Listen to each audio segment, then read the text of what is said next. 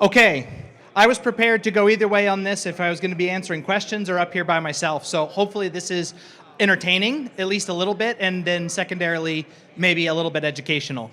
I'm Jason Shuster. I'm the co-founder and COO at Bizztech. Bizztech is a metaverse platform provider, and we focus on smart spaces, so smart cities is part of that, but I'm also going to talk about how this leads up to smart countries and even smart continents. So the first big question in the room, what the heck is the metaverse? Isn't that just, Mark Zuckerberg's little project, running around with no legs and weird avatars and stuff like that? Or just digital twins? So I'm going to answer that question. No. Digital twins, which are often confused with the metaverse, show you how things work, but the metaverse actually lets you step inside, explore, and interact.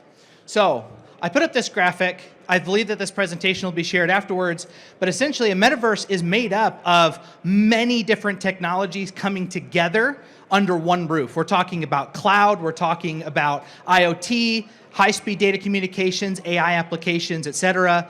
It's immersive, it's flexible, it's scalable, it's typically multiplayer as well. And they're often using game engines for that experience. And from that metaverse platform, we create metaverse applications, so very specific solutions for different industry verticals. So it's very, very flexible. Now, I'm not here to plug Bizztech. I'm here to talk about this technology in general. There's a lot of platform providers out there, and I love to see everybody win.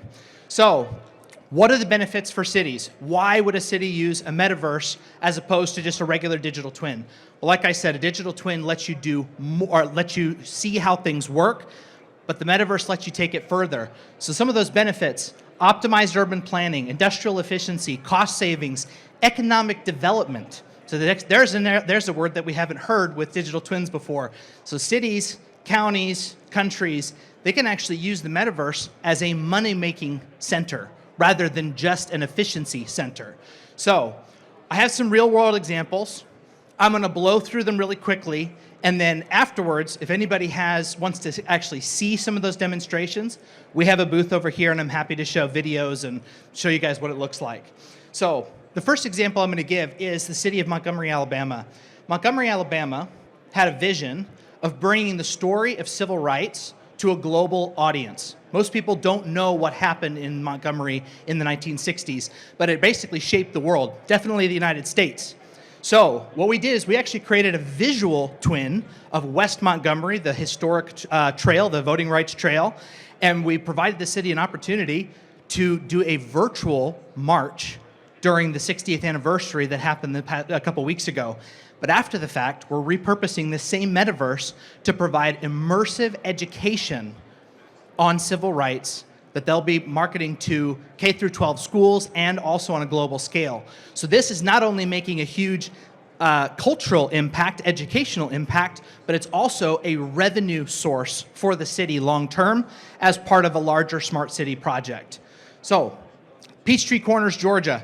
A lot of people in the room know who Peachtree Corners is, so I'm not going to go too far into that, but these guys are leading the way in a lot of ways on smart technologies. As a result, they have tons of little pilots, maybe a dozen different dashboards for different technologies that they've put together and tested in the city. What they're looking to do is, how do we bring all of these systems under one roof, one dashboard, one experience, and how can we take that experience and make it really cool? Metaverse. So what we're doing is we're creating that single dashboard for them where they can visualize the key data points for all those legacy systems. And then we're going to use all of that combined working together to do predictive modeling and training. They're going to use it to train new EMS routes, things like that. And then ultimately, this will become an economic development resource, enabling local businesses to sell on a global stage. So this is just a graphic to kind of show that what I'm talking about. These are all these existing systems like Esri, NVIDIA, IoT, AI. They all come up through into the project, and now they're one experience for the client, making it very, very easy and flexible. Miami-Dade County. Okay, I'm getting a little bit bigger each time, right? We started with one part of a city, whole city, now we're talking about a county. Miami-Dade County is made up of 34 cities. And each one of those cities has autonomy on what they are doing when it comes to digital twins and smart infrastructure. But Miami-Dade has committed $1 billion to implement smart city technology across the whole county. And what we're able to do for them with the metaverse is to visualize everything that they're doing at the county level, but also integrate with each of those 34 cities of what they're doing at the city level, right? So each city, they might have a digital twin with Dell or with Bentley or with whoever. That's fine. We're bringing all of those up into one cohesive metaverse, and then the county can use that data, which is being provided by those cities, to do things like drive virtual tourism. Virtual tourism. Tourism is 20% of Miami's GDP. And if you can visit a place virtually, you're 42% more likely to visit there physically. So this is another money-making engine for the county, but it's also a way to kind of create technological unity across those 34 cities. So, all right, now we're on to the big one, and I'm just gonna make sure I'm okay on time. I got like 1 minute. The Ukraine. The Ukraine, as we know, has been completely ravaged by war with Russia for many years now. As a result, they need to rebuild. Ukraine has made the decision that they are going to rebuild the whole country as a smart country, but they're also going to build everything in the metaverse first. Why? Efficiency, data, and it's a better way to get more partners involved and get everybody on the same page. So essentially, before there's even one brick laid for that reconstruction, it will all be designed and developed and operating in the metaverse first. Then they'll use that as the blueprint to build everything out. That includes the utilities, the power plants, in industry, not just the government, but also private industry.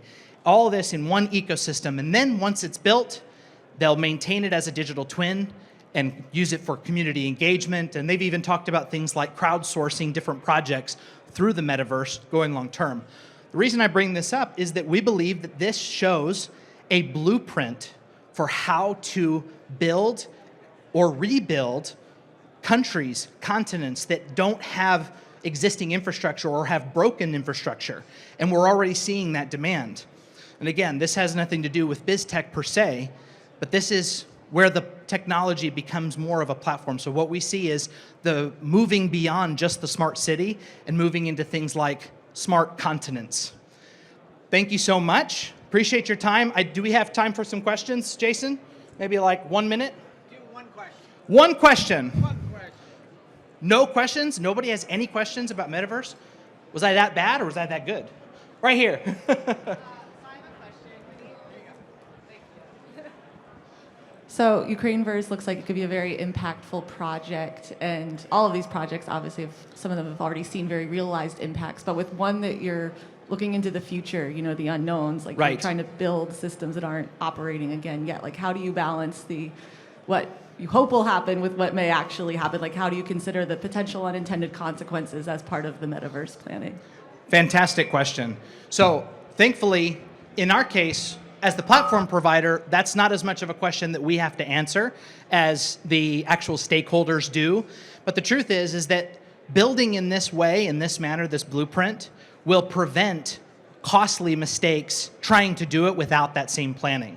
And not to say that there aren't other ways to plan, there are, but this allows for a much more holistic approach to have private enterprise and government and foreign entities all planning using the same infrastructure so that everyone can really collaborate, work together on how does this really work together. And in an operation like this kind of reconstruction, there will be lots of players and lots of opportunities for siloed information to lead to mistakes. So we believe that that'll help solve that. Awesome. Excellent Thanks, Jason. job. Jason to Jason, thank you so much. Go Bizztech. All right, and now we've got a break, obviously, for lunch, and we'll see you back here, I think, at 2 o'clock. Awesome. Thanks, everyone.